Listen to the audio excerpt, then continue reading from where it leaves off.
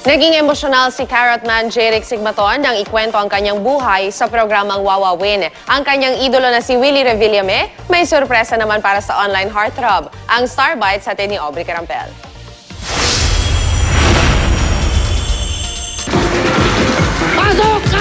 Ang natupad niyang hiling na makita si Willie Revillame, nasundan pa dahil si Jeric Sigmaton aka Carrot Man nag-guest sa Wawawin.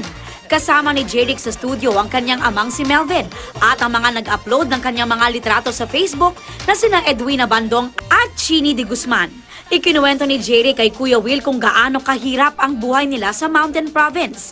12 taong gulang pa lamang daw ay napilitan na siyang magtrabaho para tulungan ang kanyang pamilya. Si Carrot Man di na iwasang mapaiyak. Pati mga tao sa studio napaluha rin sa nakakaantig na kwento ng buhay ni Jeric.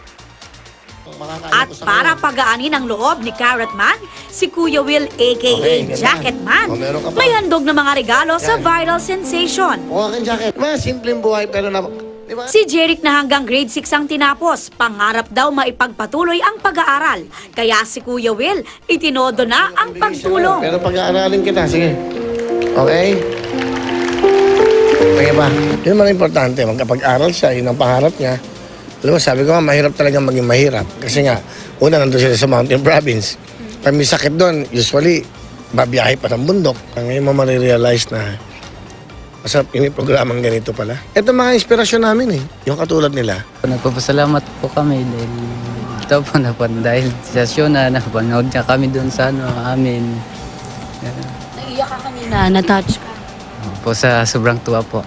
At hindi lang daw ang kanyang pagiging masipag at good looks ang may pagmamalaki ng ating Igorot Bay dahil marunong din siyang kumanta. Sa ngayon, pinag-iisipan na raw ni Jeric at ng kanyang pamilya kung papasukin ng showbiz. Maaari raw na maging daan ang pag-aartista para mabago ang kanilang pamumuhay. Pagbalik namin doon sa amin, pag-iisipan ko, sabihin ko sa mga lolo ko kung gusto nila, ipapayag din maging artista kung gusto nila. Bakit si Yaya daw sumikat? Kasi ilang milyon yaya ang meron sa Pilipinas sa buong mundo. Parang ikaw din, ilang milyon magsasaka na nag-aani ng carrots, ng cauliflower sa Baguio, di ba? Lahat ng iyan. So, parang ganun ka na inspirasyon kanila. Aubrey Carampel, GMA News.